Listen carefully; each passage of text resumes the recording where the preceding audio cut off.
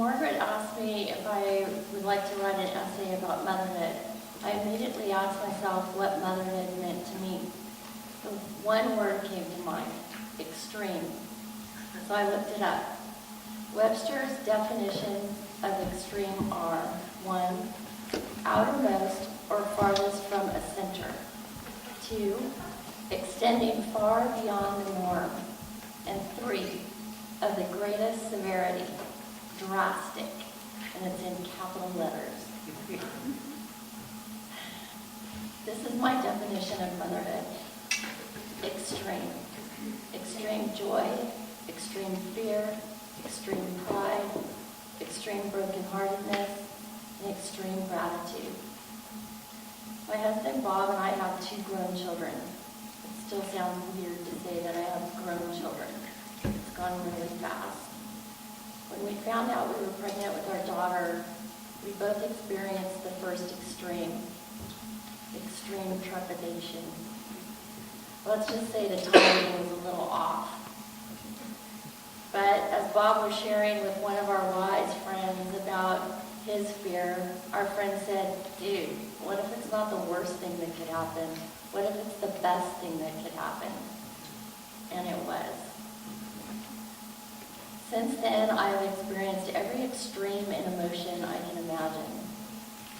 The extreme joy of watching their first steps, the first time she rode her bike without training wheels, watching our son so graceful on the basketball court, the proms, the awards, Rachel getting the scholarship to play softball that she'd been working towards literally since the 4th grade, the days of wakeboarding, the years of baseball and softball championships, and laughing until we can't breathe. That's extreme joy. The extreme pride of the home runs, watching while they practice for hours with the kind of determination I never had. The 4.0s, watching Jake cheer on his team from the bench in full leg cast, knowing full well he wouldn't heal in time to play that season. And that first game when he does heal, and he wins, and he runs up the bleachers in his extreme joy to hug me.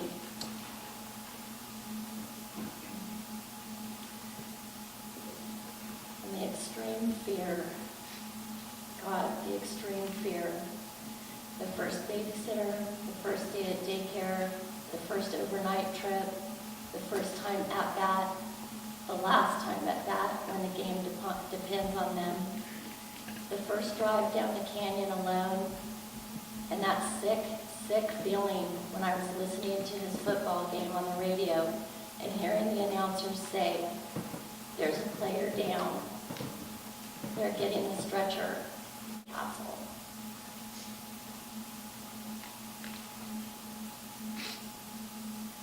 The extreme brokenheartedness of Rachel screaming, "I hate you," and going to her room to find out that she snuck out the window and I had no idea where she was for hours.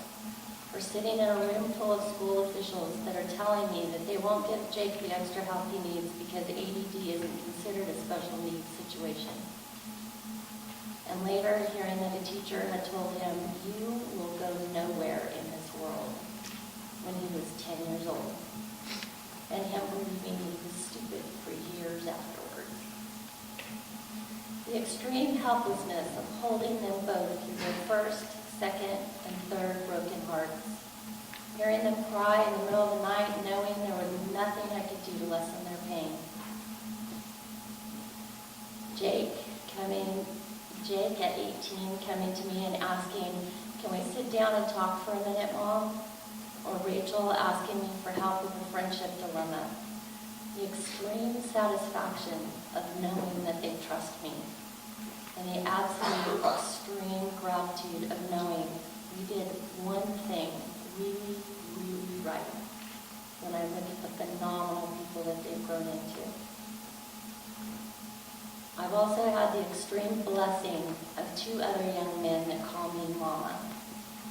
One came to us from Montgomery, Alabama. He's my beautiful, tall, black son. When we met Michael, he was playing basketball for MRC. The no high school diploma. When he got here, he had 20 bucks in his pocket, waiting for a financial aid check that was late, and his housing had fallen through. We gave him the couch for a week or so.